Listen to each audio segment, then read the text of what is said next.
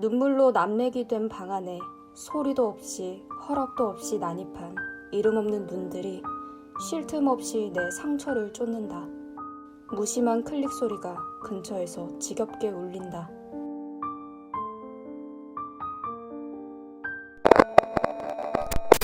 사실 몰카라는 단어가 이전까지 예능 프로그램에서 유의 요소로 쓰였잖아요. 근데 이 몰카가 신문의 사회면에 올라간 것은 바로 1997년 7월 서울 신촌 그레이스 백화점 몰래카메라 사건을 통해서입니다. 당시 백화점 3층 화장실 천장에 3mm 크기 특수 렌즈가 달린 초소형 카메라가 발견됐는데요. 이를 두고 백화점은 화장실에 비닐봉지를 넣어 변기를 고장낸 사람을 잡으려 했을 뿐이라는 황당한 답변을 내놓았죠.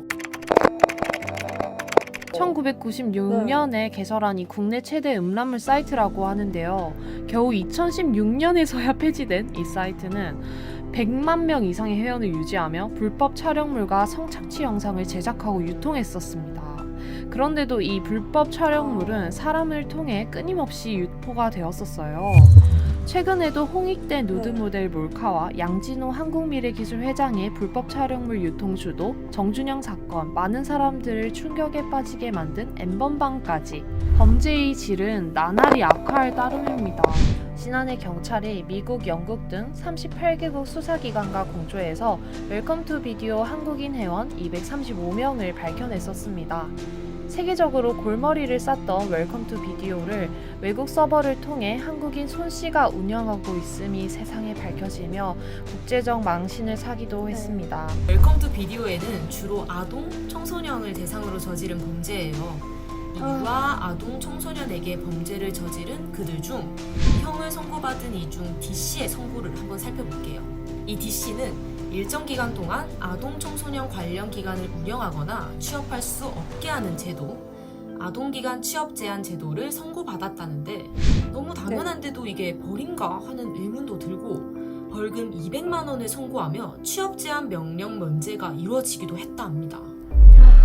네.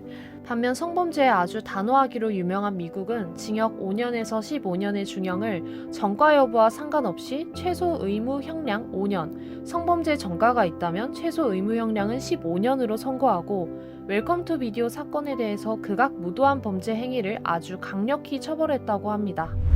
그래서일까요? 같은 사건을 두고 한국과 미국 처벌 내용에 대해서 전 세계적인 주목을 받기도 했죠. 처벌 강화라고 해야 할까요?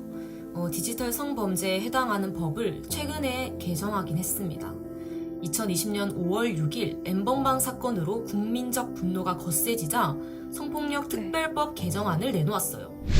이 개정안은 불법 성적 촬영물을 소지, 구입, 저장, 시청한 자는 3년 이하의 징역이나 3천만 원 이하의 벌금을 처할 수 있도록 했고, 다른 사람의 의사에 반해 신체를 촬영하거나 그 촬영물을 유포하면 5년 이하의 징역이나 1천만 원 이하의 벌금에 처한다는 내용을 담고 있어요. 오늘도 어딘가에서 온 피해자는 인터넷에 떠돌아다니는 자신의 불법 촬영물에 또 보이지 않는 시선 아래 사회적 죽음을 느끼면서 정말 고통을 느끼고 있을 것 같은데요. 그 깊은 공포의 뿌리를 우리가 헤아릴 수 없다면 찍지도 공유하지도 또 보지도 또 클릭하지도 않았으면 합니다.